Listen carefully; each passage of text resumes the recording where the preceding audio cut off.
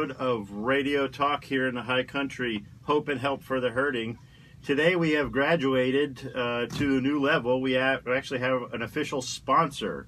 So Radio Talk is now being brought to you by Freedom Auto Tech right here in Boone. It's a brand new shop that just started. They had a soft opening on Monday, and the quiet reserve guy that's usually, well, you're not really quiet and reserved all the time, but the guy that's in here with me, it's his third show with me right now, right, Chris? Yeah. Chris is actually the manager at Freedom Auto Tech. And why don't you give a little information about Freedom Auto Tech real quick? Yeah, we're really excited to open it. I guess since I got involved with Recovery Ministry, one of the big challenges was finances and keeping the cost down for men coming through the program.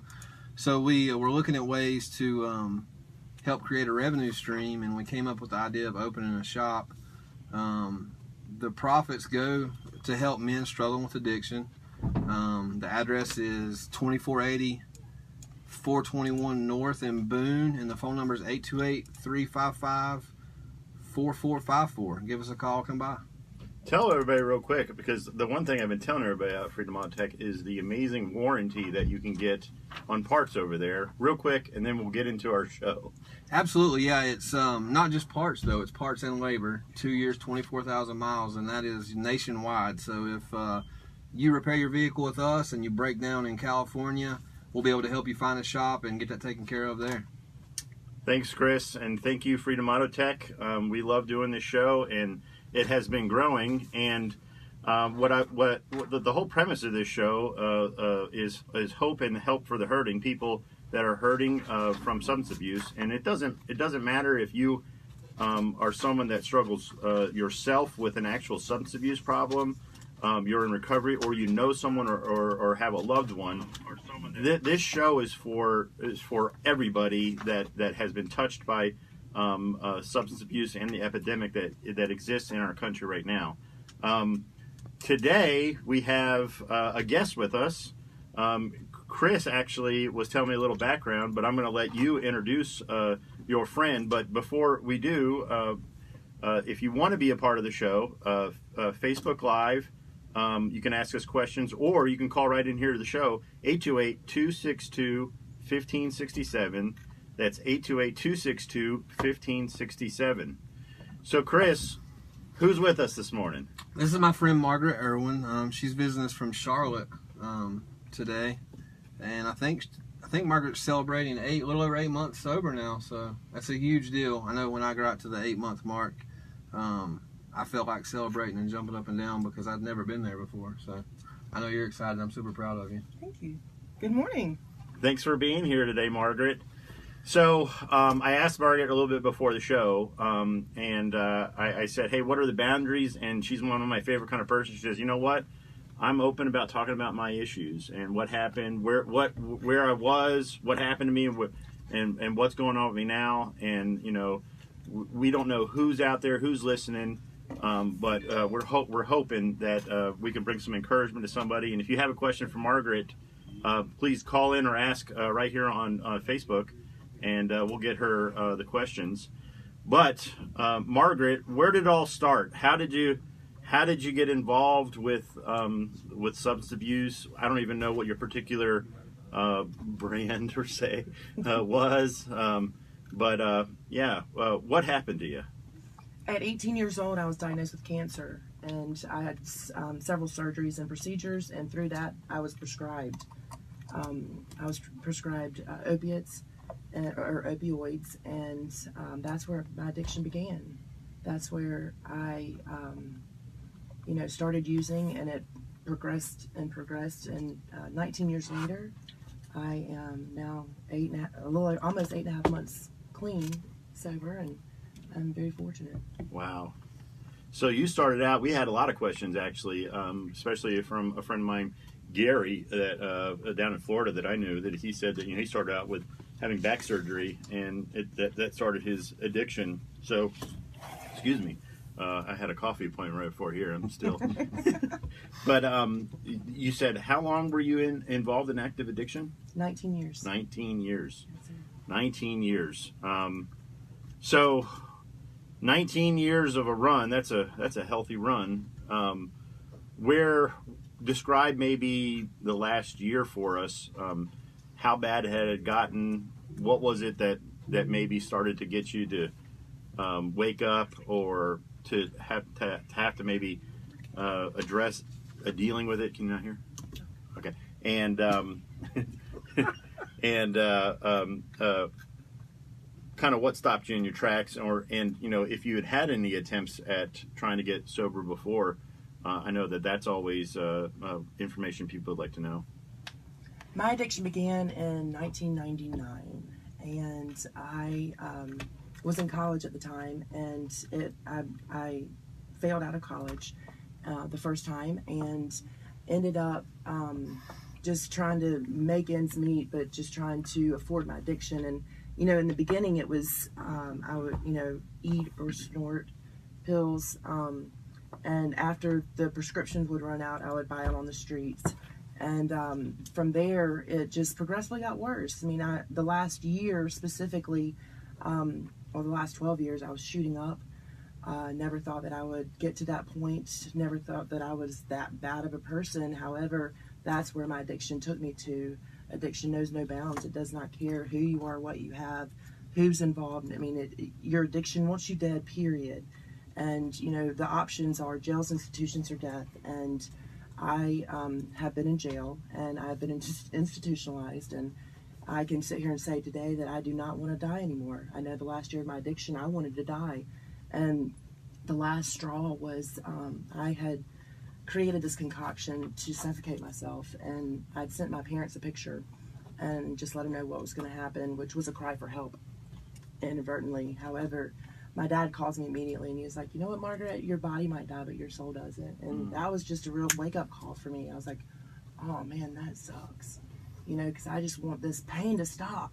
But my mom would ask me, she was like, "Margaret, what is so hard about your life? You've had such an amazing life." And granted, that's true, but I remember early on in my life that I wanted to be a part of something. I wanted to feel accepted just the way that I am. And it didn't matter, the way that I looked, or how smart I was, or who my family was.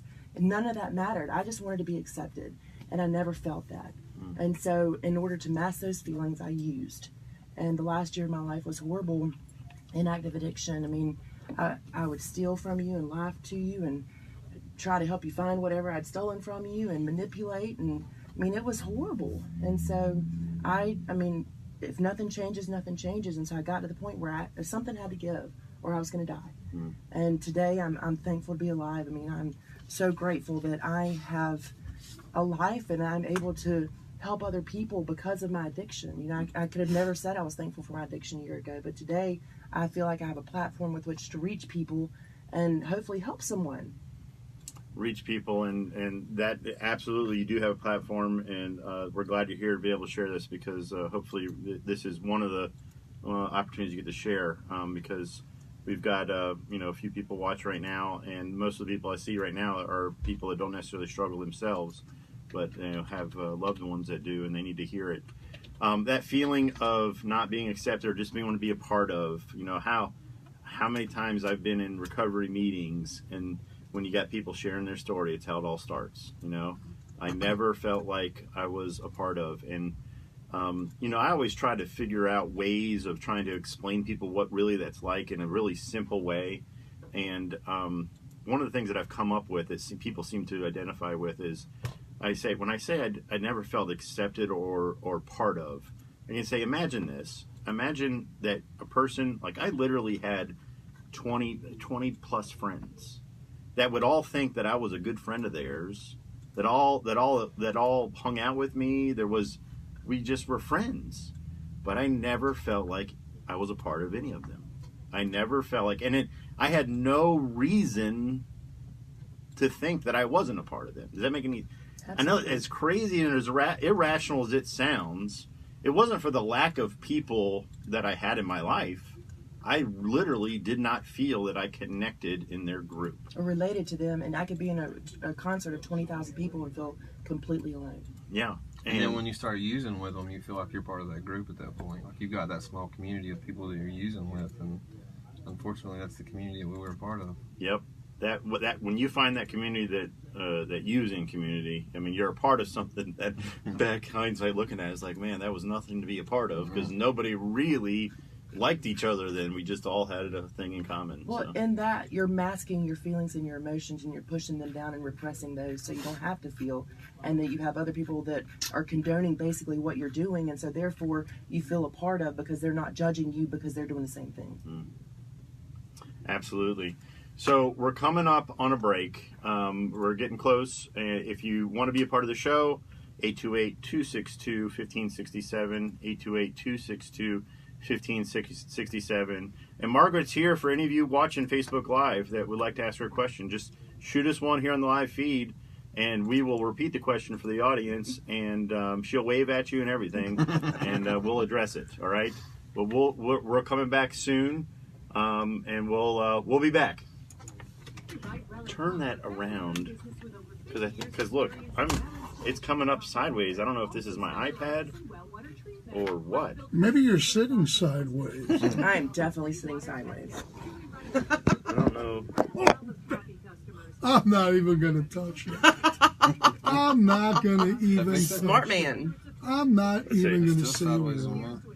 Yeah, it fixed it on my screen now. Now you need to move it this way so we can see you. I don't know why my whole thing is all weird now. Move the camera this way. Yeah, they're all saying better, thank you. It's fixed now. You're all sideways. So it was messed up. I don't need to be seen. Come on now, Chris. No, you need to be seen, bud. I mean, that's the whole idea of the show. There. Just across from the Seven Devils entrance. That's fine. Wall-to-wall culinary beauty. From basic flatware to the very best in gourmet kitchen supplies. A friendly professional staff at the country. So I was online in bed last night thinking about topics that were talked about, and I googled best addiction advice, and after I waded through like 5,000 ads for places in Florida, I come across one 37 seconds, folks. with National Geographic, and some of them were good, some of the 10 were good, other ones I thought were just fillers, but it gave me an idea maybe you could do like 28 seconds, on the folks. show one day, like here are 5 things that somebody struggling with should really focus on, or something like that. Absolutely. 18 seconds. When it comes to your pet's teeth, cleaning and polishing, tooth extractions, and minor oral surgery. 10 seconds. Mics are going hot.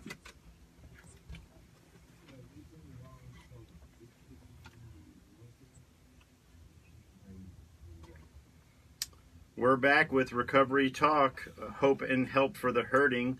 828-262-1567, 828-262-1567 is the number if you'd like to be a part of the show. Ask any of us questions. We got Margaret with us here, and we were just talking about kind of how it was. We got a phone call coming in. You're on Recovery Talk. Hey.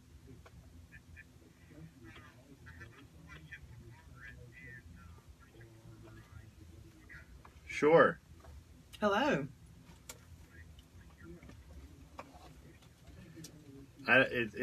Well, if you're on the radio, I know you live around here, so.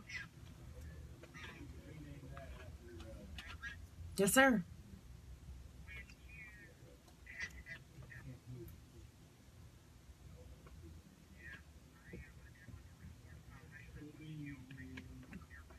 Okay.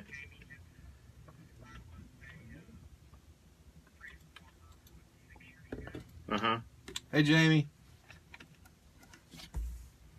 That's right. You're on a lag watching me on Facebook, Jamie. That's why you're catching up to the.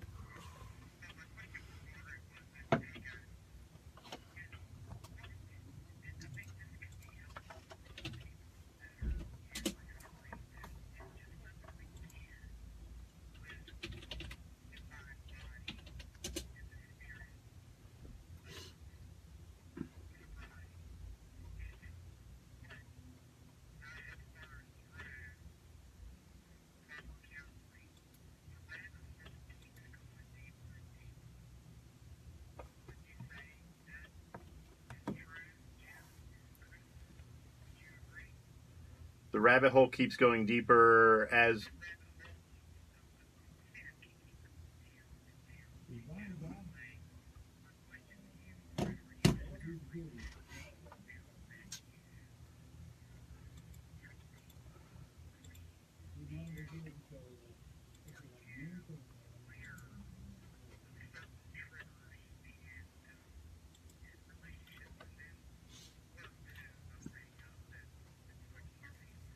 So let me repeat the question for the Facebook crowd. Okay, so sorry you guys can't hear us on Facebook, but Jamie has called in and asked a question that after you remove the drugs and you're working on your life, is part of that working in your life rediscovering more and more about your triggers and about the depth of your what you refer to as a sinful life, which that's what we would refer to, but you know, someone that's not maybe in the Christian context.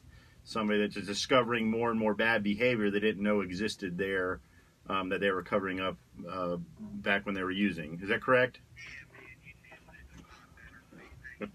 No problem, Jamie. Good. Thanks for calling in. So, okay. In response to that, my initial reaction was that absolutely I have, in addition to lots of therapy and lots of self-work on my inner, sins, as you referred to it as, but, you know, in working the steps, the spiritual,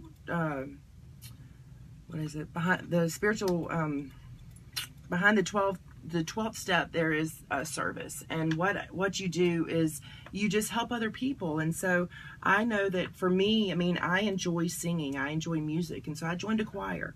I know that I enjoy my family, and so I spend a lot of time with my family. I enjoy being responsible now. Today I'm able to be responsible, and I am able to help others well and love others well. I know that, you know, it's a daily process, and I know in the AA book it promises you a daily reprieve, but that is just as long as I continue to take action each day and make sure that I am doing everything necessary to make sure that my recovery stays. Well, in my life, it's God, then recovery, and then everything else falls into place. And so, I know that God has to come first, but then recovery is second.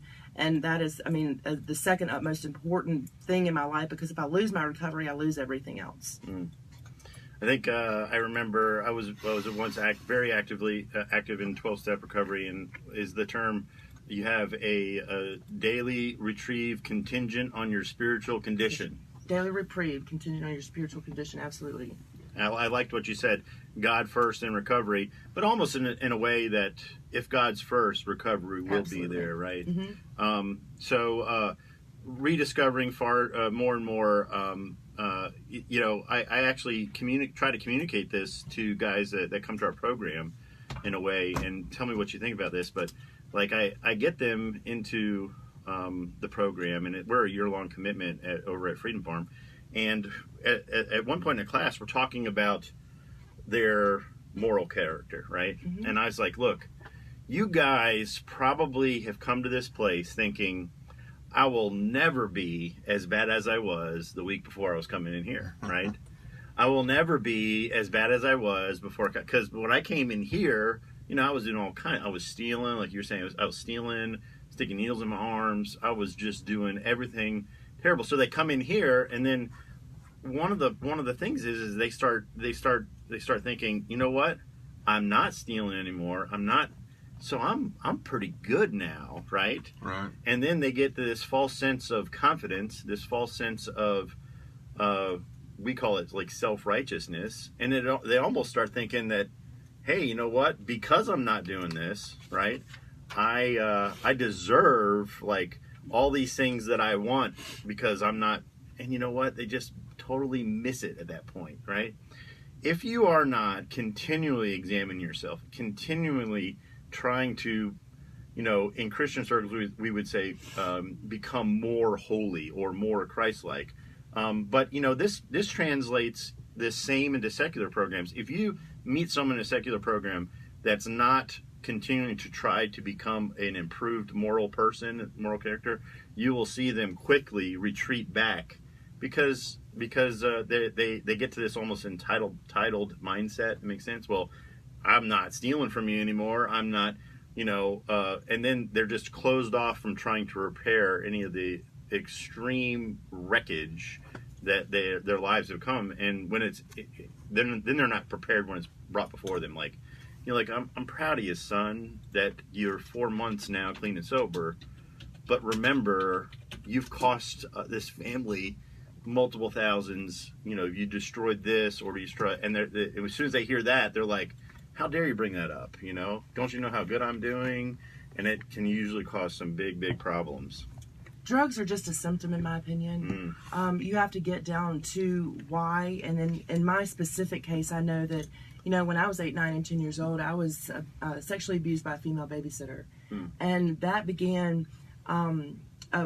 I would protect her, and I would just repress all those feelings because I enjoyed that. I enjoyed that relationship, even though I didn't realize that it wasn't right. But I didn't have the communication skills in order to approach my parents or to approach the appropriate avenues with which to get that taken care of. And so that is part of my story. Well, I know that today that I can take the drugs away, but then I'm still hurting. But until I figure out, okay, why am I hurting? And it started back with the sexual abuse in my life personally. And then that just led to, just more and more pain. But I couldn't explain it because I was embarrassed by it. And so I couldn't tell my parents. And so I just continued to repress and eventually forgot about it until I got into rehab last year. Once that happened, I started doing some just insanely amazing personal work, just work on myself, trying to figure out who I was, what I believed, what I wanted out of life, what I enjoyed doing, what made, how I could become contented with my life and my lot in life. And, society has, it jilted a lot of people's perceptions, and your perception is reality. However, you see young kids out there with, eating disorders or whatever they deal with because they see the magazines at the grocery store and they want to be like that, or but you've got to recognize it. You were talking about the process of sanctification, and that's what I'm hoping to continue along in my life, because I figured out what the root of the problem is, and I'm trying to fix that, and I'm trying to continue to just be more and more contented in my life every single day. Yeah, and we got a question here from Meredith Carrar, who is my sister. But it's a great question, and it totally relates to what you're talking about. Once I love how you brought in the fact that this is a symptom of a problem, and when you really start to understand that, when you say platform, you start to understand that my problem isn't necessarily unique. The world shares. We're all trying to find the answers to these questions at the center of our soul, our makeup, our being, right? And like you said, unfortunately, a lot of people are searching, this comparative lifestyle of compare my life with everybody on the racks or on social media, and that's how I'll find my way, or I'll find my answers. Where substance abuse comes in is when I couldn't find the answers, or the answers I was finding were too much for me to actually face, so I put my head out, right? Mm-hmm. But now that I can't put my head out anymore, I got to start answering these questions, and where do I find these answers? We share a faith, a specific faith in Christianity and Jesus Christ and the gospel, and we get our answers there. But even just for the general people, if you start pointing them to finding answers in healthy spots, not trying to get them, and they start to find relief and start to find some kind of hope. We're coming up to a quick break. The question is, my sister's never been addicted to a substance, but struggled with depression, anxiety, and general feeling of not being accepted my whole life. Is there a verse or something you've been exposed to that made a light bulb go off? Made a light bulb go off where you started thinking about things differently. We'll get to that question as soon as we come back. You want to read it? Information station, AM 1450 and I may not have ever been addicted to a 96.5 substance, but struggle with depression, anxiety, and a general feeling of not being Sagar accepted. Madani has My more whole from life, is there a Washington. approach or something you've been exposed to that made that light bulb go off where you started thinking about things differently? And it doesn't have to be like an immediate. I don't share an experience. I think a lot of it, what you guys go through too, is like what you were saying about what you received to get rid of your pain. It becomes a dependency through fear, because all of a sudden you don't have it anymore, and you get scared. What if it comes back? And the fear grows and grows. Because when I was 22, I thought I had lung cancer, and I went to Northwestern University Hospital. Well, the doctor I had was a hard ass. 2017, When I told him what I thought, he told me, what the hell are you wasting my effing time for? There's the door, just leave. I don't need to waste my time with you. If you feel that way, go see somebody else. And then when he put me on the medicine that cleaned me up in 2 weeks, like her, I got scared. And he stopped and he said, no, you're beyond that level. Now it's up to you to make it up here to say, I'm cured. And he gave me a series of exercises to slowly gain that confidence. It took me about a month and I overcame it, but it's fear. It's fear. You're afraid. And you don't know who to open up to. You don't know what to say. You don't know what to do. You're, like your situation with the babysitter, you're embarrassed. You don't know what to do. And how old were you? 8, 9, and 10. What's an 8, 9, 10-year-old kid going to say? Hospital staff said the only What can you damage say? was What in can the you do? hospital's window. You're listening to NCN You know, News. It's tough growing up to begin with, and when you've got to be faced with stuff like that, and in all your situations, I applaud you guys for what you've done.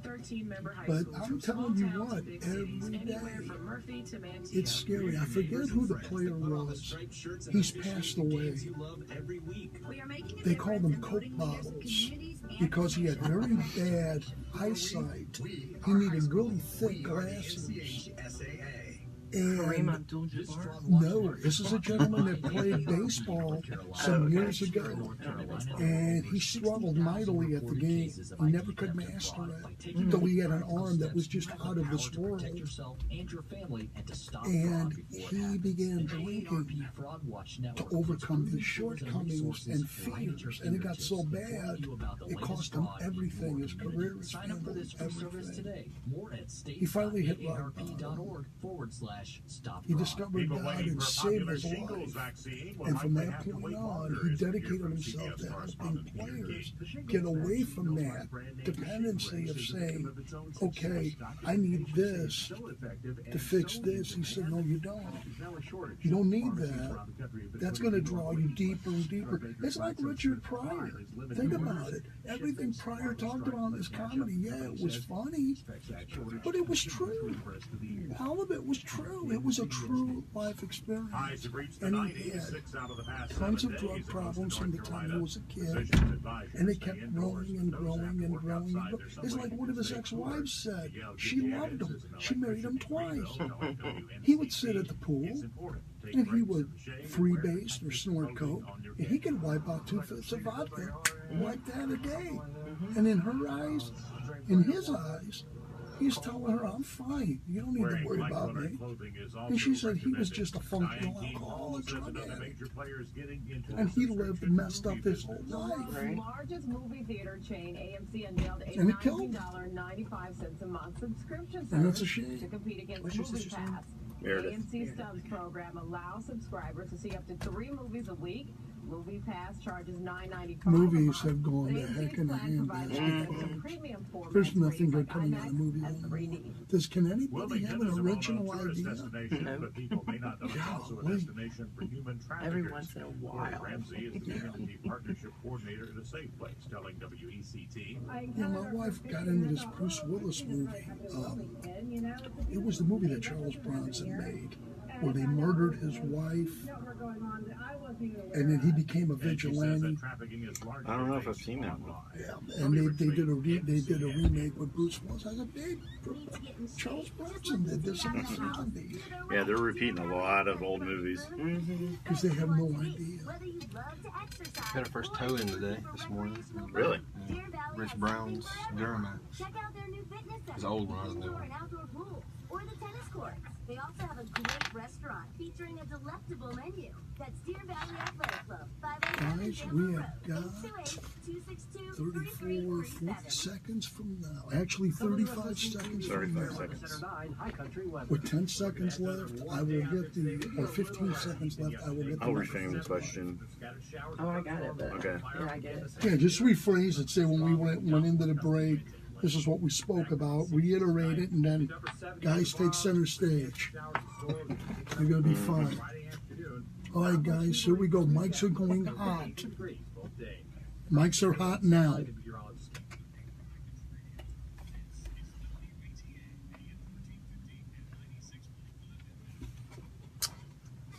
We're back on Recovery Talk. Hope and help for the hurting. We were fielding a question there right before the break. My sister was saying she's never had a substance use problem before, but she struggled with depression, anxiety, general feeling of not being accepted her whole life. And she wanted to know, is there a verse or something you've been exposed to that made the light bulb go off, where you started thinking about things differently? I know that my sister sent me something, and I'm just going to read it to you. It just occurred to me that many people are actually afraid to heal because their entire identity is centered around the trauma they've experienced. They have no idea who they are outside of trauma, and that unknown can be terrifying. And the verse that comes to mind would be Philippians 4:13. I can do all things through Christ who gives me strength. And that is true. A lot of people don't believe that way, but in my opinion, so many people try to find themselves through objects, through money, through people, through other forms of addiction, and none of it can make you whole. And so you have to find your comfort in God, but then in yourself, and figure out who you are and what you enjoy and how you can make your life the best it can be today. Thank you for that. And I've been having a conversation a lot lately with people, and it kind of goes something like this.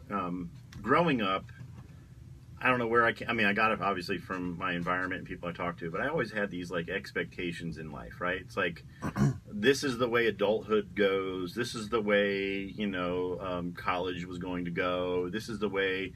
And as you get older, you start to realize that I had no idea what I was, and to say that, that covers a whole bunch of things that I've, coming to learn in life. But to say that also is like, when it comes to things happening to me or trauma happening to me or life happening to me, you almost feel, I did at least, I felt in my substance abuse that like I could walk into a room, right, and everybody around me did not have a problem like me, right? Mm-hmm. They didn't have life problems like me, and they wouldn't understand, it's almost like I wasn't necessarily having a conversation in my head about it. But it's just the way I believed. Like my belief system was that like none of these people have life destruction or destructive things in their life or experiences like me. They would think I'm weird if I shared this and then as I get older I started realizing there's no truth to that whatsoever. Like human beings, whether they have substance abuse issues or not, they go through really screwed up life situations.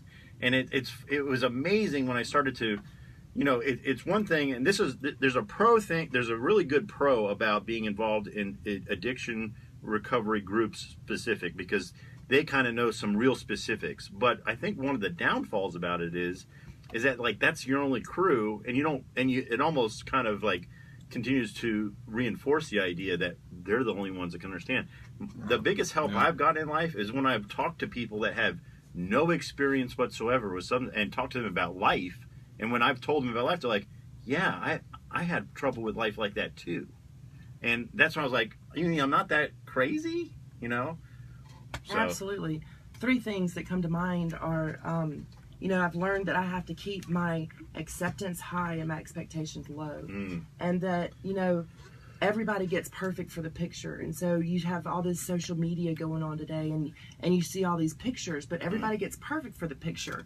And so don't compare your inner turmoil and your inner struggles to somebody's highlight reel. Make sure that you recognize that, you know, nobody's life is perfect. We are sinful by nature. Therefore, on this side of eternity, life is going to be difficult. We are going to be sinful. We're going to have struggles and hardships. And so we just have to make sure that, you know, just be accepting of your lot in life, be accepting of other people, and don't compare yourself to them, because that's where a lot of it starts. You try to, you know, one up and get better, and you're basically just making your whole, your void in your life bigger. I don't know how much you guys, I'm a little bit of a news junkie. I think I may have a little bit of a problem with it. You do. But, okay. But anyway. But one of the things that was just all over yesterday was this speech by Chris Pratt, this awards acceptance. Yeah. You guys see any of that? Hollywood megastar, what did he say to me? He's like, you know what? You're not perfect. You actually have a lot of flaws. And life is about acknowledging that and about striving to be a better person, a different person. And he did get like spiritual. He did talk about kind of like in a roundabout way Jesus and the gospel and how you're made right with God. But it was definitely Hollywooded up, you know. But it was just amazing to see a guy, a megastar, tell megastars that are all with their filters showing their perfect lives, saying, "Just stop, just stop," because there's no truth in that. And man, you know what? We need more people like him saying that. I appreciate him for saying it. He was giving, like, I think, I didn't read them all, but like 9 lessons for life, and you need to do these things to. And he talked about praying and things like that. But Couple the one thing, candid, you know, yeah, the one thing that stood out was him saying that. He's like, "Look, you're not perfect. You're actually flawed. You're actually flawed." And you know what? When you start to realize that, and when we start to communicate that, so you know, for those of you listening right now that don't struggle or know someone that struggle, you don't personally, but you know people that struggle, you know, finding ways to bridge that gap by letting someone know that, you know what, you struggle with life just like they do. They're not in some special like camp because they struggle with life. People struggle with life. People struggle with answering those questions that drive us all. It's a pretty common thing. And my grandfather taught me early on, he said, "Margaret, appreciate what's appreciable." And that means that I've got to look at the similarities and not the differences, and find things that I can relate to whomever I'm interacting with on, and not just try to, you know, find the commonalities instead of trying to, you know, compare yourself to them or seeing how much better you are than they are. And, you know, I mean, that just doesn't make for a fulfilling life. And so, I mean, I just try to look at a situation, and even if they're completely different than I am, there's something about that person that I can appreciate and that I can relate to. Mm-hmm. It's amazing how in any kind of conversation with anybody, any group conversation, you would talk about things like self-right. People hate self-righteous people, right? People hate it. You know, Yeah, people hate people that are trying to one-up people. People love humble people, right? Mm-hmm. But try to teach people to be humble. It's impossible. You can't teach people. You can say that's the way to live, but our whole society is really kind of built on being better than the next person. It's almost like we don't like self-righteous people, but being better than the next person is a good thing to do, you know. So it gets blurred really easy, and you're really just dealing with people that are just, you know, on a path of self-righteousness, really. So life is hard, you know. Nobody gets out of it alive, and so you just have to just recognize that you can compare yourself to others, but at the end of the day, you know, to be humble means to just be teachable. And, you know, you can strive and you can do well, but you don't have to break others or bend others in the process of your success. Mm-hmm. And you can be excited about your success. If you work hard for something, absolutely be excited about it. However, you don't have to break people down or step on people's toes in order to get there. There's a way to do it. And, I mean, that's called discernment and wisdom. Yeah, at the core of your being, your success is not who you are, because that can be taken away anytime, and then you're left with having to deal with who you really are. Right, and at the end of the day, people don't remember, you know, situations that happen typically. People remember the way that you treated them. Yeah, exactly. I got a question here. It's a little bit of a off topic, but I told Sean that we would definitely address it, and you coming from opiate background, like Chris and myself also. He asked, and I think we've talked about this a little bit before, but he said, "Can you touch on what you think about Suboxone and recovery?" And I can just tell you right now, I'm not a fan at all. I'm not a fan at all. I know it's being promoted quite a bit right now, medication in order to get people off them. But, I've never really seen it be successful. But that's been my experience with it. What do you guys think? I think you're just trading your dealer for a doctor, basically. Same type of thing. I tried Suboxone. I was on it for 6 or 8 months, and I didn't do well with it. Transitioned back and forth. Personally, it didn't work for me. I think ultimately it just comes down to what your motive is behind it. If you're trying to figure out a way to not feel the withdrawals from, the opioid addiction, then absolutely not. But I mean, if you truly, I have seen it be successful, and if you truly want to live a productive life and be a contributing member of society, and that's what helps you to be able to do that, then absolutely. However, I think that, if with addicts, they will find a way to figure out how to abuse it.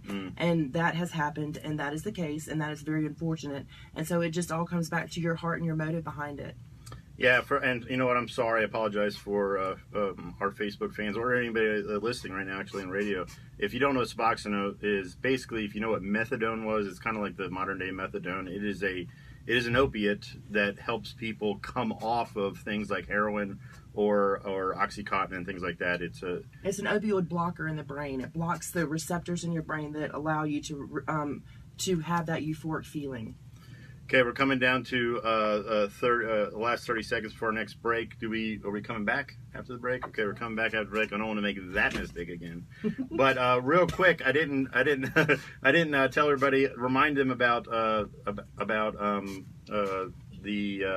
Freedom Auto Tech. Again, what's the number out there if you want to get your car looked at? 828-355-4434. Or you can come by at the address of 2480 US 421 North. Okay.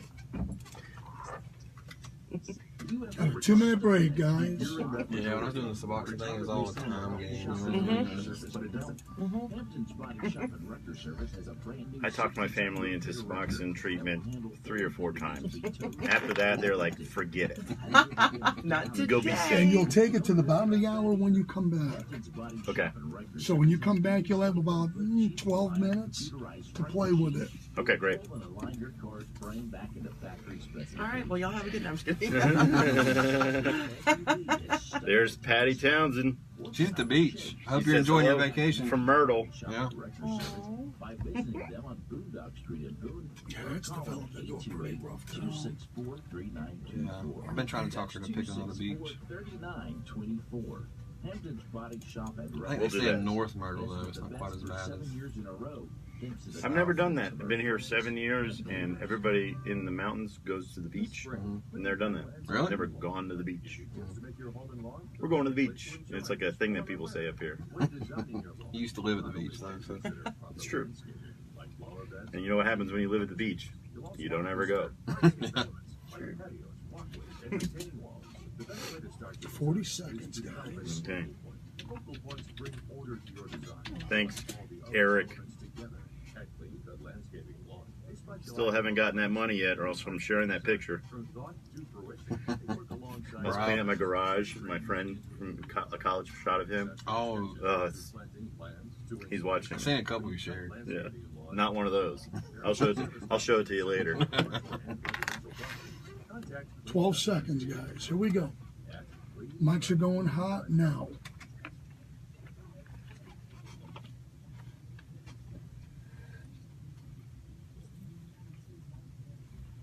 We're back with Recovery Talk, help and hope for the hurting. I was told to say it clearly now. We're sponsored now by Freedom Auto Tech. Freedom Auto Tech's phone number is 828-355-4434. And you can find them at the address of US 2480 US 421 North in Boone. Brand new. They've been open since Monday. And they're the only shop in Boone that offers what's called the 2424, which is a 24,000 mile or 2-year or 24-month warranty. That's part and labor, if any, nationwide. So if you get your part over there, it breaks, and you're in Arizona, and it's under warranty, they will fix it for free. Absolutely. And we really appreciate Freedom Auto Tech sponsoring the show. And we're back. So I hope that was clear and slow enough for everybody. I have that problem, I thought. Well, I do too. Sometimes I get a little nervous talk. I start going because, I'm still a rookie at this thing. So Margaret, our audience is encouraged. A lot of people saying a lot of encouraging things. You'll get to see this later. And, hopefully for those of you guys listening, for those of you on Facebook, pass this video around.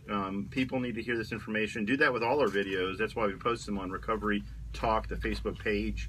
And you know what? You can ask questions even later, and people can talk. And I promise you, I bet you Margaret will answer them. Absolutely. Because you were talking about something a little while ago about service. And, we got about 11 minutes left. And I'm going to tell you right now, you can get all the recovery answers in the world. You could be sober for a year in a facility. You can say all the right things, but in my opinion, if service isn't part of your life, then you're in for some more of the same. If that makes any sense. Absolutely. In my opinion, service you can look at it from a secular point of view or from a religious point of view, but from a religious point of view, being of service is what Jesus did. In order to lead, you have to serve, and so you're a servant leader. Jesus came and he was a servant to the disciples and to all the people that he came into contact with. And then on a secular side, in AA, the 12th step, you are of service to other people. And so my sponsor tells me, all right, Margaret, I need you to pause, pray. If it's serious, go talk to somebody, and then go help somebody else, because that helps you get out of your own head. And a lot of things that go on in your life are because you have convoluted the facts and you are basing things on your feelings and not on what the actual facts are. And so you get up in your head about it, and then you get in a tizzy and things get all messed up. And so I know in my experience that I just have to pause, pray, talk to someone, and then go help someone else. And that's where the service comes in, and that's where loving others well come in, and that's really important for me every day. In my recovery, and I was reading something last night, 10 steps or 10 things of advice for people struggling with addiction, and one on the list is work or donate some of your time. That's been important for me because I know if I've got other people depending on me, I'm a lot less likely to go back to do some of the old things I used to do. More people than just myself depending on me, it helps me stay clean. Absolutely.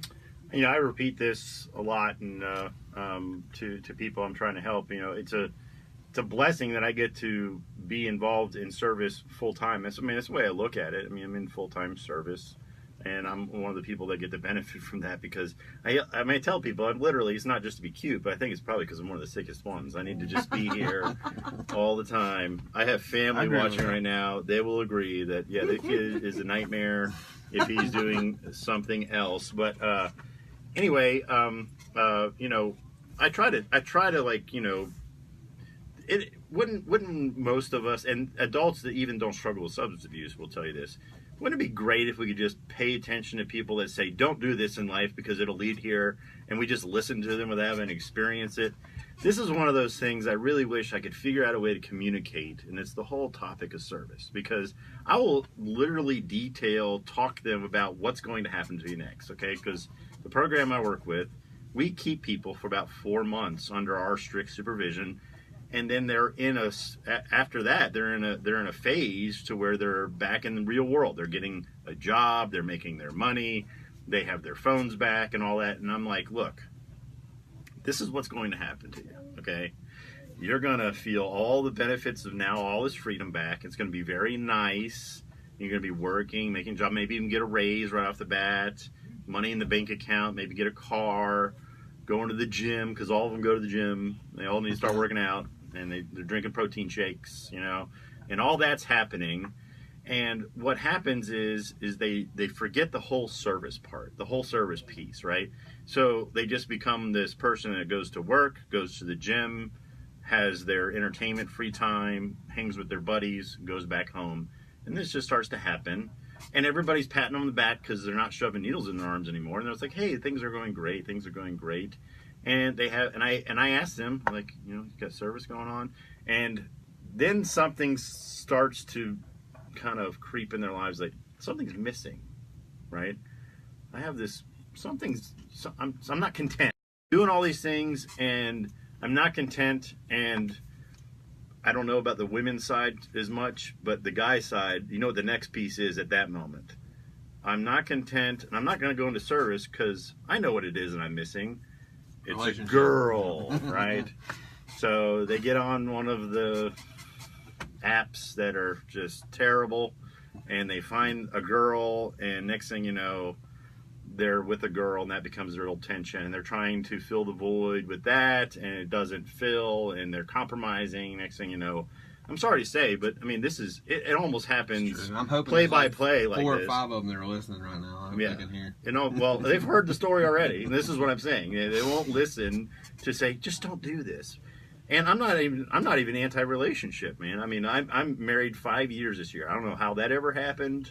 I don't know how she ever put up with me this long, but we have a great marriage. And, you know, I got my second child on the way, September. I mean, I never would have thought my life had been like this. But, so marriage and relationships are a great, great thing. But you can't replace what only service can do.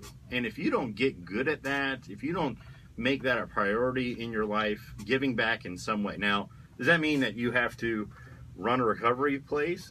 Absolutely not. You don't run a recovery place, right? No, sir.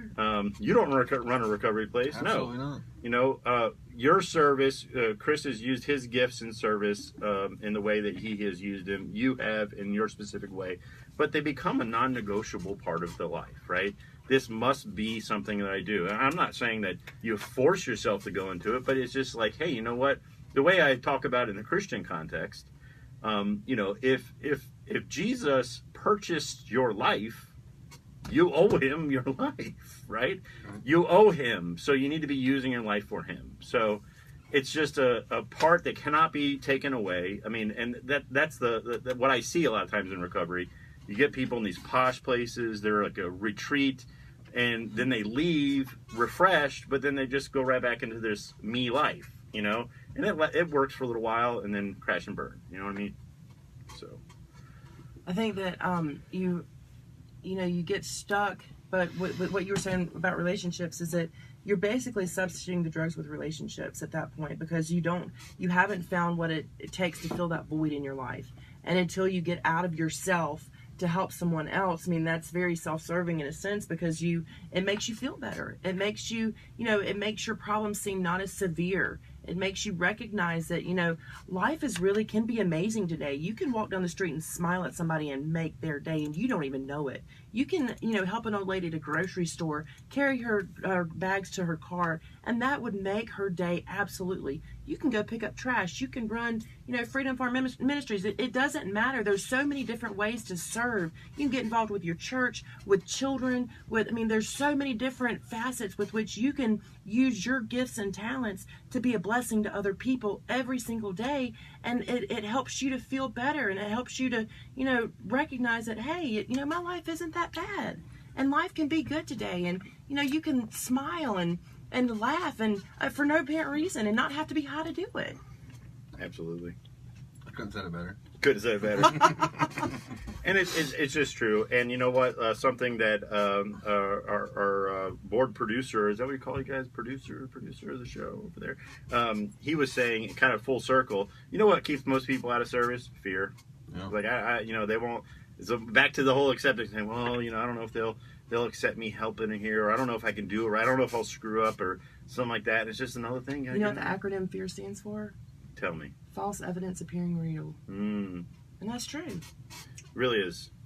So just check your facts and your fiction and your feelings, and make sure that, you know, everything is factual, and that, you know, why are you afraid? And if you are afraid and it's, you know, all self-consuming, then ask somebody for help, and there's somebody that will help you.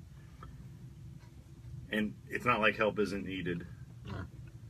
Margaret, we're so glad you came on today. Thank you so much for having me. This has been amazing. Yeah, and we're so excited for you. You're obviously going to be impactful to the world of recovery. Thank you. There's not a lot of, I haven't seen a lot of a lot of vocal females out there, so we really need it. Really excited for what's coming next. I hope that you stay involved in Recovery Talk. Maybe we'll get a chance to have you on again. I don't know. I hope so. We'll see. Living in a small community like That's it. Good job. experiments customers. And all of our Boone drug locations. Thank you so much. It's like I said, you gotta be surrounded by positive people, and you've got to block out the naysayers. It isn't always easy to do.